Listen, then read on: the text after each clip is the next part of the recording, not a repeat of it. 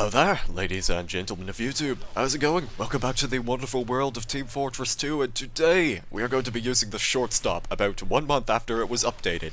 And prime time to equip it too, because barely anyone else is using it. The shortstop has always been such an odd pick out of all of the Scouts primaries. I won't say that it's the weirdest weapon for this class, but it's definitely up there on that list. I've explained how this gun works before a long time ago, so to summarize it for anyone who's forgotten, you kinda have to retrain yourself to fire this gun like a pistol. And I've expressed before that I don't like using the pistol on the Scout, but I can forgive this weapon because it's essentially a hit scan weapon, I think. I mean, there have been plenty of times where I could have sworn the hitbox has had a mind of its own, but that might just be me not getting fully acquainted with this gun. So now the extra healing factor has been completely taken away from the attributes of this weapon, and I'm gonna be honest, I barely even noticed the difference.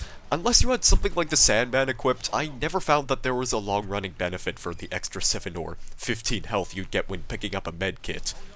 And if you understand my playstyle well enough, I kind of like keeping my health pool somewhere above 109 hit points, so I have to run to the nearest resupply room if that's convenient, and that kinda makes the bonus healing factor pointless to me. Instead, now you have the ability to be an absolute prick to people around you by pressing the alt-fire button, which, I have to say, is very tempting to misuse. The shove only works if you're at a hugging distance of your target. It doesn't deal any damage, but interestingly enough, it does activate a spy's dead ringer, which caught me by surprise at first. This shove, by the way, the first thing that pops into my mind is, I want to go push the nearest guy into a bottomless pit or a saw blade, and it's actually really difficult to pull off. First and foremost, this shove is not equal to an air blast, or a loose cannon, or a farce of nature.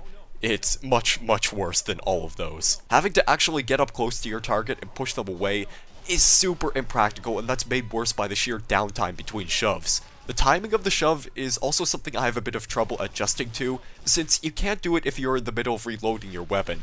Sometimes you'll see me awkwardly dancing around people wanting to act, but I can't cancel out the stupid reloading animation. Just give me a second, and then I'll get back into the fight. By the way, and this is nothing new for Valve's attention to detail, but there is no third-person animation for this shove. I've been waiting at least a couple of years for them to give the NG a world view model reloading animation for the Palmson, and now the Scout suffers a similar fate. Those magic hands are but an invisible force to anyone you're intent on pushing about. One thing I can praise this newfound ability for, it's for making close quarters fights somewhat more manageable.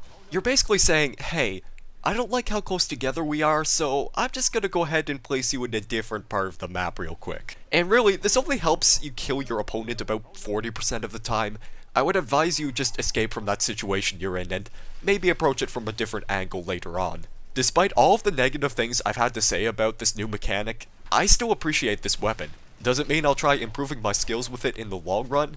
I'm not about to make a promise I can't keep. In fact, I think it's better that I leave that ambiguous. I've gone through phases where I've exclusively used a certain weapon for a long time, and eventually I just drop it in favor of using something else altogether.